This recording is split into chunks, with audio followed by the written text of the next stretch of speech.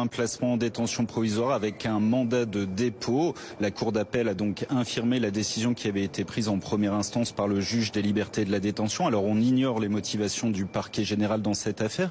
Ce qu'on peut rappeler, c'est que du côté de parquet de Melun, où l'affaire était gérée en première instance, la motivation principale d'un placement en détention provisoire, c'était le risque de réitération des faits, c'est-à-dire empêcher Pierre Palmade, s'il était libre, de reprendre à nouveau le volant sous l'emprise de stupéfiants et éviter qu'il ne produisent un nouvel accident. Alors aujourd'hui, on le sait, la décision vient de tomber. Un mandat de dépôt a été décerné. Ce mandat de dépôt, il va tout simplement être transféré au procureur de Melun. Charge à lui désormais d'exécuter cette décision de placement en détention provisoire. Comment ça va se passer? Il va simplement prendre attache avec l'administration pénitentiaire, la direction interrégionale des services pénitentiaires, afin de savoir quel est l'établissement le plus adapté pour accueillir Pierre Palmade désormais. Alors ça peut être par exemple à Fresnes qui dispose d'une unité hospitalière, mais ça peut aussi être par exemple à l'hôpital de la Pitié-Salpêtrière qui a une aile qui est dédiée à l'administration pénitentiaire. Ça peut également être à la prison de la Santé.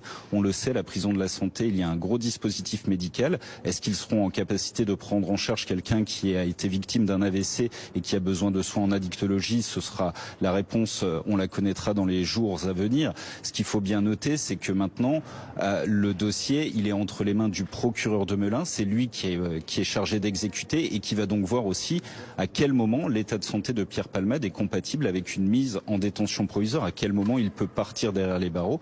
On le sait, entre l'audience de vendredi et la décision qui vient d'être rendue, l'humoriste de 54 ans a été victime d'un AVC. Il a dû être transféré à l'hôpital du Kremlin-Bicêtre. Les médecins, sur accord d'un magistrat, lui ont retiré le bracelet électronique dont il était équipé. Désormais, ils vont devoir déterminer à quel moment son état de santé est compatible avec une détention et dans quel établissement. On le voit, ça va donner lieu à de vastes débats. Du reste, Céline Lassec, l'avocate de Pierre Palmade, n'est toujours pas ressortie de cette salle d'audience. Elle a déjà indiqué qu'elle ne ferait aucune déclaration à l'issue de la décision qui vient donc d'être rendue.